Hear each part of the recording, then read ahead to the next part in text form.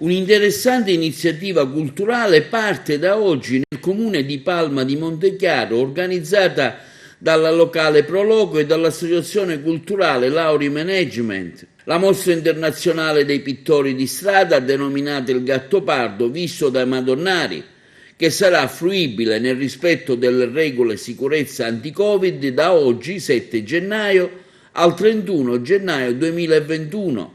Le opere saranno quindi esposte e si potranno vedere lungo la scala che immette nelle sale del Palazzo Ducale.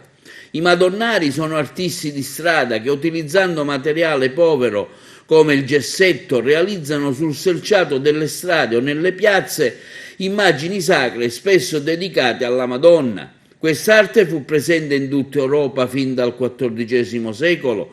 Tale datazione la si ricava da descrizioni, dato che le opere realizzate non rimaneva traccia, visto che il materiale con cui venivano realizzate col tempo e con le intemperie si cancellava.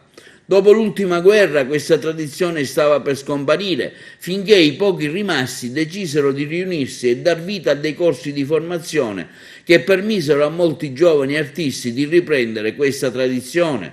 A Palma di Montechiaro si è voluto dar modo a questi artisti di potersi esprimere interpretando il tema del Gattopardo.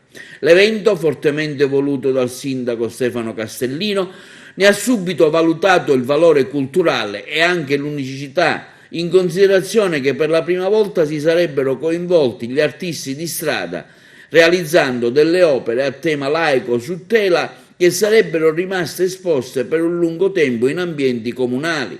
Quindi si è dovuto lavorare moltissimo per far sì che questi artisti aderissero alla proposta. Avrebbero infatti dovuto realizzare le opere su tela in formato 70%, ispirandosi al tema del romanzo e del film Il Gattopardo, distaccandosi dal loro genere che è stato sempre quello dei temi religiosi. Con la collaborazione quindi delle scuole napoletane dei Madonnari di Napoli si è riuscito a coinvolgere 10 artisti di varie nazionalità che con entusiasmo hanno aderito all'iniziativa a Palma di Montechiaro e con grande generosità hanno deciso di fare dono delle opere al comune. In alcune di queste opere le scene rappresentate vedono negli sfondi i monumenti più importanti che i Tommasi hanno realizzato a Palma di Montechiaro. Questo è stato voluto per dare un'identità palmese alle opere.